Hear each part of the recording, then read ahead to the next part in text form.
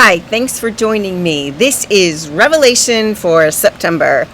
Today is Thursday, September 8th, and we will be looking at the 8th chapter in the book of the Revelation to John. In chapter 8, the 7th seal is finally opened, and it is accompanied by 30 minutes of silence. Did somebody have a stopwatch? Maybe an hourglass? It may seem like 30 minutes of silence, and that's all we get. It must have inaugurated the events that are following, but we don't have a description of what is in the seal. It's just these minutes of silence. And after those minutes of silence, there's an angel standing beside the altar. Wait, the altar? What altar? So I had to go back and look. In chapter 6, there is an altar mentioned. It is mentioned when we hear about these that were martyred or slaughtered for the faith. They were the faithful ones.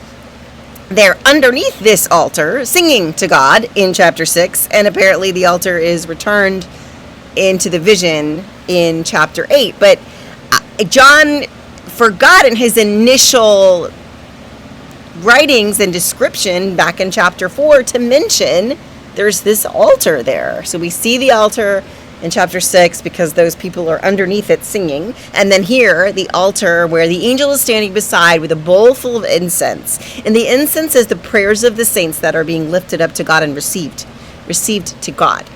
So this follows along with maybe the Catholic notion that you pray for someone's soul after they die, or that saints who are in heaven can pray to God for others on behalf of others. So their prayers are heard by God through this incense that the angel is holding. Then the angel goes over and puts fire in the bowl where the incense was, and then, there's fire on the altar somewhere, where we have fire on our altar. We have candles. Fire on the altar, puts it in the bowl, and then the bowl goes onto the earth. So the fire is poured out onto the earth. And this begins the series of things that are visited upon the earth.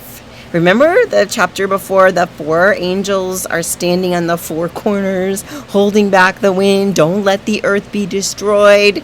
And now God changes God's mind and decides that God is going to destroy the earth in thirds. 1/3 at a time. So, the trumpets begin. Now, did I mention trumpets? I didn't mention the trumpets. There were 7 angels with 7 trumpets in the very beginning of chapter 8.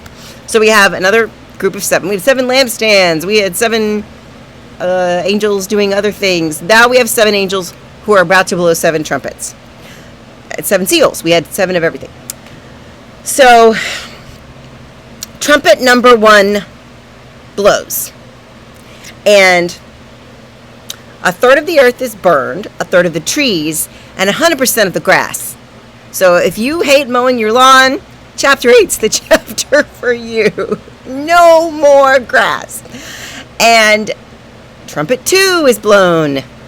And a mountain of fire is dropped into the sea. And 1/3 of the sea turns to blood. 1/3 of the sea creatures die. And 1/3 of the ships that are on the sea are destroyed. So, bing, bing, bing. We are getting destruction in, there's 2/3 of everything left. So trumpet 3 blows, and a torch star, that's what I describe it as. It's a star that's like a fiery torch, falls to the earth. And what this does is it makes the fresh water on the planet bitter.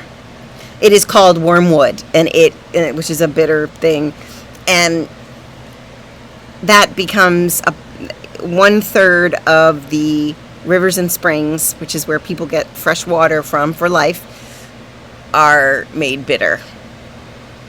Then trumpet 4. I know, you don't want another trumpet to blow, do you? I mean, it's like, it's just getting worse from here. Trumpet 4 blows, and it's light that is the next victim. A third of the sun goes dark, a third of the moon goes dark, and a third of the stars go dark. So that day or night, 1/3 of the light is removed from the earth. And the chapter ends there. No more trumpets are blown in chapter 8. Except, it almost seems like it's a foregone conclusion. There's a talking eagle at the end, just a talking eagle, who is saying, look, the horror, that there are 3 trumpets left to be blown. That's what I'm thinking. I said, oh my gosh, we're only at 4. We have 3 more trumpets left, and look, all of this destruction. So,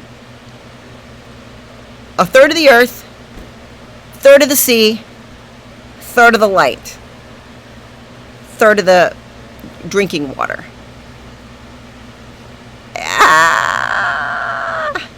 And the other thing is hail, fire, and blood. I mean, we heard of it's hell, fire, and brimstone, but it's hail. You know what hail is? The rocks, and sometimes they're big and sometimes they're small.